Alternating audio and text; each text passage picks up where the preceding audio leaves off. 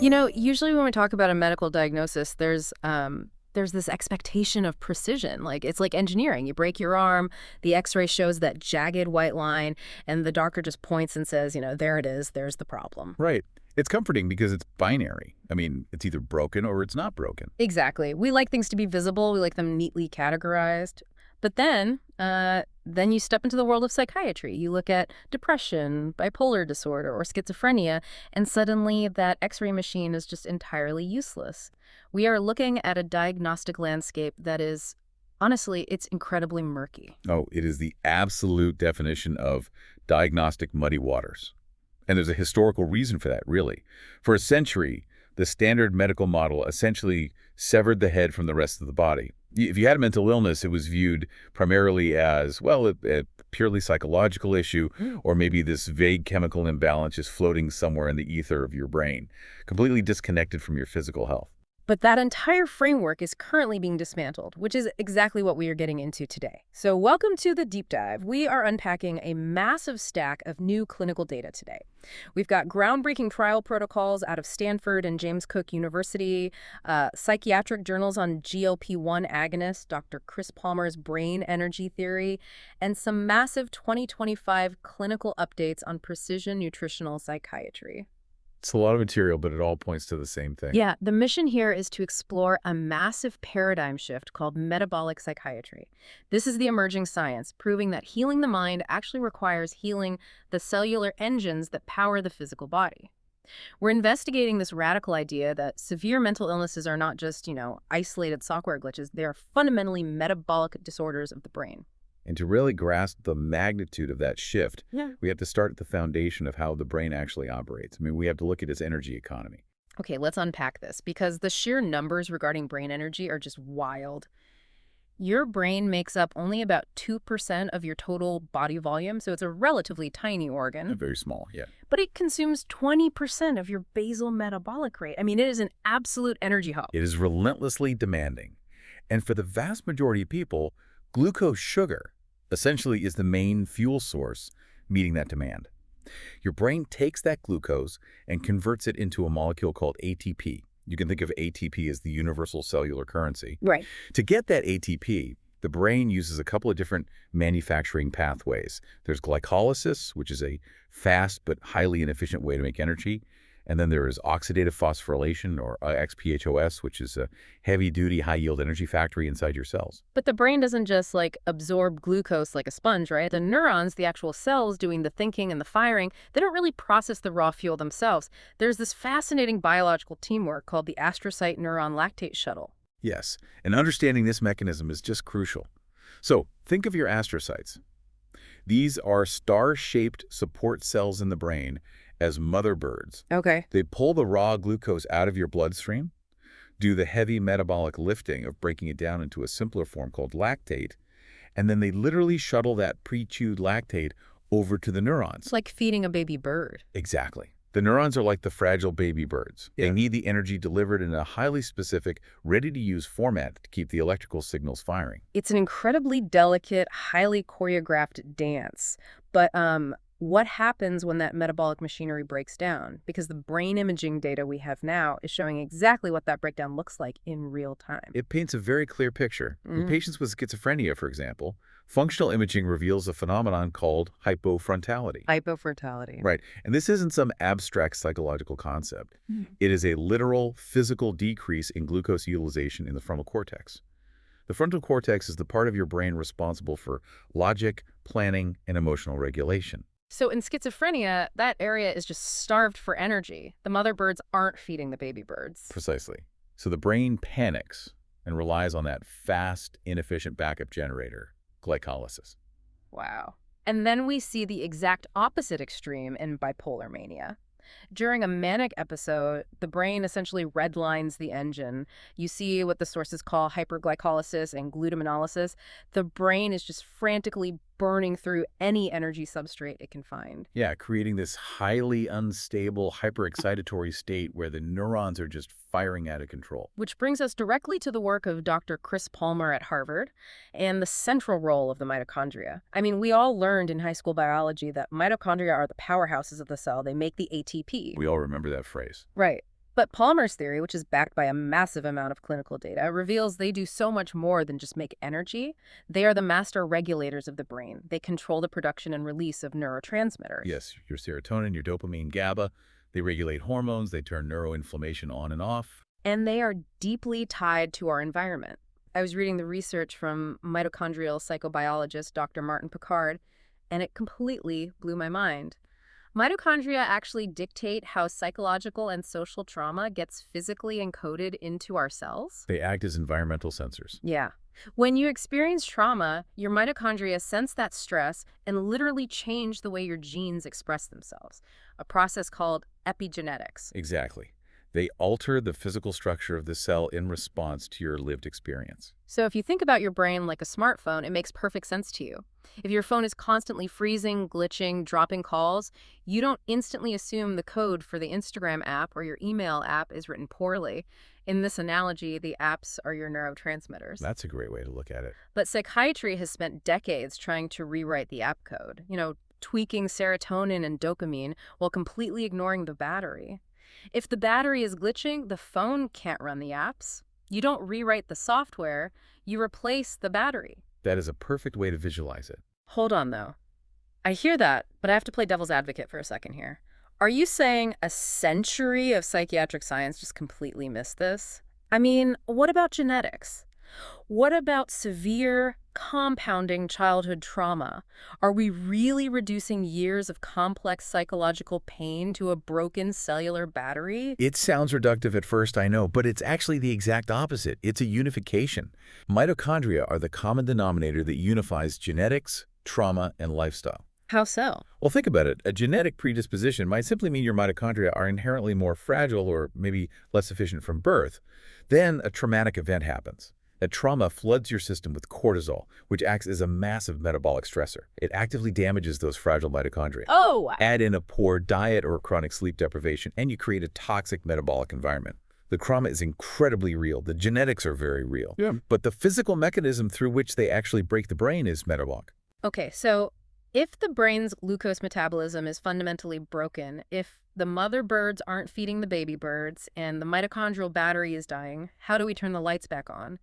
Well, you bypass the broken pathway entirely. You switch the fuel source. Precisely. If the glucose pathway is a blocked highway, you take a detour. And you do that by utilizing ketone bodies, specifically acetoacetate and beta-hydroxybutyrate. So what does this all mean? We should clarify this for you listening, because if you're going to try ketogenic therapy for your mental health, you can't just eat bacon and processed cheese and expect your brain to magically heal. No, absolutely not. This isn't an internet fad. Medical ketogenic therapy is a 100-year-old evidence-based treatment for severe epilepsy.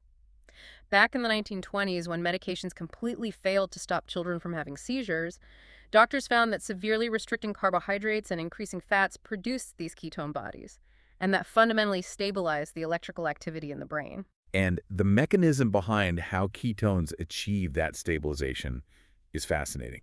It comes down to the balance between two key neurotransmitters, GABA and glutamate. Right. Think of glutamate as the gas pedal in your brain. It's excitatory, it makes neurons fire. GABA is the brake pedal. It's inhibitory, it calms things down. Okay. In many psychiatric conditions, that ratio is completely out of whack. Too much gas, not enough brakes. Ketones directly increase the ratio of GABA to glutamate. They hit the brakes, suppressing excessive, chaotic neuronal firing. But ketones don't just calm the brain down in the moment, right? They actually trigger structural repairs over time. Yes, through two vital processes. First, they promote mitophagy. This is essentially the cellular cleanup crew arriving to clear out old, defective, highly toxic mitochondria. They literally digest the broken batteries. Wow. Second, ketones stimulate mitochondrial biogenesis, which is the brain physically building brand new, healthy mitochondrial networks. And the clinical data we are seeing from this intervention is just staggering.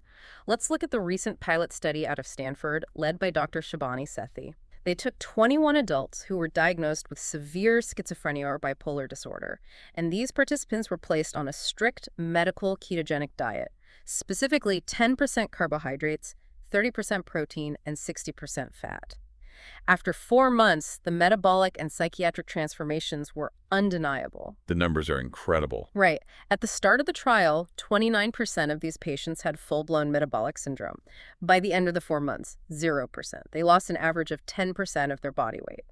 But crucially, they showed a 31% improvement on the Clinical Global Impressions scale for their psychiatric symptoms. And we're seeing this structured, highly measured approach echoed in the James Cook University 14-week protocol as well.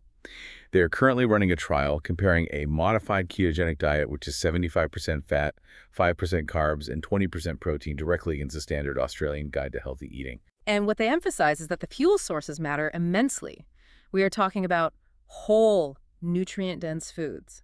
Macadamia nuts, which provide an incredibly clean 90% fat profile. Wild-caught salmon, providing a perfect 50-50 split of high-quality fat and protein. Which brings us to a really important distinction that often gets lost in wellness culture. The concept of malnutrition in obesity. Yeah, explain that. It's a tragic paradox of modern nutrition. A person can be massively overfed in terms of raw calories, usually from ultra-processed carbohydrates, refined sugars, and seed oils, but entirely starved of the actual cellular nutrients the brain requires to function. So they have plenty of energy stored as body fat, but their brain is literally starving because their insulin resistance prevents them from using it. Exactly. Medical ketogenic therapy addresses this by forcing the body to unlock those fat stores and prioritizing extreme nutrient density to heal the brain. And this isn't a quick fix, right? You cannot heal decades of compounded mitochondrial damage with a weekend keto diet. It takes months, sometimes years, of sustained ketosis to facilitate that mitochondrial biogenesis we talked about. And crucially, it absolutely must be medically supervised if you are on psychiatric medications. That is a non-negotiable safety point. When your body enters ketosis, it fundamentally changes how your kidneys excrete water and sodium. Right. If a patient is taking a drug like lithium for bipolar disorder, that change in kidney function can cause the lithium levels in their blood to spike to highly toxic, life-threatening levels. Ketosis also alters the blood concentration of certain antipsychotics. You need a doctor monitoring those blood levels constantly. So we established that metabolic health is mental health. But that reveals a massive, terrifying irony about the exact pills we currently use to treat these conditions. I mean, what happens when a life-saving psychiatric drug actually destroys the mitochondria? It is the great tragic catch-22 of modern psychiatry. Second-generation antipsychotics drugs like clozapine and olanzapine are undeniably life-saving for patients experiencing severe psychosis or treatment-resistant schizophrenia. They stop the hallucinations. But the metabolic cost is devastating. It is. They induce severe mitochondrial toxicity. They disrupt insulin signaling so profoundly that patients can experience massive, rapid weight gain. We are talking about patients gaining up to 100 pounds in just 6 months, accompanied by the rapid onset of type 2 diabetes. And understandably, when a patient gains 100 pounds and develops diabetes, they often stop taking the antipsychotic, which then leads directly to a catastrophic psychiatric relapse. But the landscape is shifting here because a massive new player has entered the board: GLP-1 receptor agonists. Right. Medications like semaglutide. The current statistics show 1 in 6 adults in the U.S. are prescribed a GLP-1, but what's wild is that psychiatric data shows a 1.5 to 7.2% increase in these prescriptions being written specifically for people with mood disorders. And recent clinical trials are validating that off-label use. There was a landmark 26-week trial published in JAMA Psychiatry that looked at giving semaglutide directly to patients with schizophrenia who are suffering from antipsychotic-induced weight gain. And what did they find? It safely and effectively reduced their HbA1c, which is your marker of average long-term blood sugar. It reduced their body weight by an average of 9.2 kilograms and significantly reduced their waist circumference. It effectively counteracted the metabolic wreckage caused by the antipsychotics. Now, to be clear, in that specific trial, the core psychiatric symptoms of schizophrenia, like the psychosis itself, didn't change. But the metabolic health of the patients was rescued, meaning they could potentially stay on the life-saving antipsychotics without dying of a heart attack. Exactly. It treated the side effect to preserve the primary treatment. But the research isn't stopping at weight loss. The clinical updates highlight these massive aspirational targets. There are phase 3 trials happening right now testing GLP-1s directly for things like alcohol use disorder, binge eating, and even cognitive decline. And the mechanism for why this works is fascinating. We've discovered that GLP-1 receptors aren't just located in the gut or the pancreas. They are sitting right in the brain's reward centers, specifically an area called the ventral tegmental area. Which is incredibly promising. Yeah. By targeting the ventral tegmental area, these drugs are theoretically dampening the dopamine reward loop that drives addiction and compulsive behaviors. The signal that says, I need a drink or I need a hit is metabolically quieted. Okay, but I have to ask, is anyone else seeing the deep irony here? Are we basically just using a second multi-billion-dollar blockbuster pharmaceutical drug to fix the metabolic disaster caused by the first blockbuster drug? Like, are we just layering pills on top of pills instead of fixing the root cause? This raises an important question, and it is a profound concern. The medical community is actively grappling with it. While GLP-1s are undeniably a powerful tool, we have to look impartially at the very real caveats outlined in the 2025 clinical updates. Let's go through those. First, 30 to 40% of the weight lost on GLP-1s is actually lean muscle mass, not fat. In a psychiatric population that is already at high risk for physical frailty and poor physical conditioning, this accelerated muscle loss dramatically increases the risk of sarcopenia. Which is severe age-related muscle degeneration? Right, and the gut interactions are terrifying. GLP-1s work in part by slowing down gastric emptying. They keep food in your stomach longer so you feel full. But you combine that with an antipsychotic like clozapine, which inherently causes severe paralyzing constipation, you risk fatal bowel impactions. The gut literally stops moving. That is horrifying. Furthermore, GLP-1s suppress thirst, which creates significant dehydration risks. As we mentioned earlier with the keto diet, if a patient is on lithium and they become acutely dehydrated, that lithium can rapidly reach toxic levels in the blood. Not to mention, the FDA is currently heavily monitoring reports regarding suicidal ideation linked to these GLP-1 drugs. They are powerful metabolic levers, but they're not a simple magic bullet. Pharmaceuticals are tools, absolutely, but they require a functional, nourished biological foundation to work properly. Which brings us to the final frontier in our deep dive today. We've looked at macro level shifts, fixing the fuel source with ketones, manipulating metabolism with GLP-1s, but what about the micro level? The building blocks. Exactly. What are the specific molecular building blocks the brain requires to actually build and repair those mitochondrial batteries? Welcome to Precision Nutritional Psychiatry. Here's where it gets really interesting for your daily life. And to be clear, this goes far beyond generic wellness advice to just, eat a balanced diet. The 2025 clinical updates dive deep into highly targeted interventions, starting with psychobiotics. Right, so we aren't just talking about eating a generic cup of grocery store yogurt for gut health. Not at all. The science has moved to highly specific bacterial strains that perform specific neurological functions.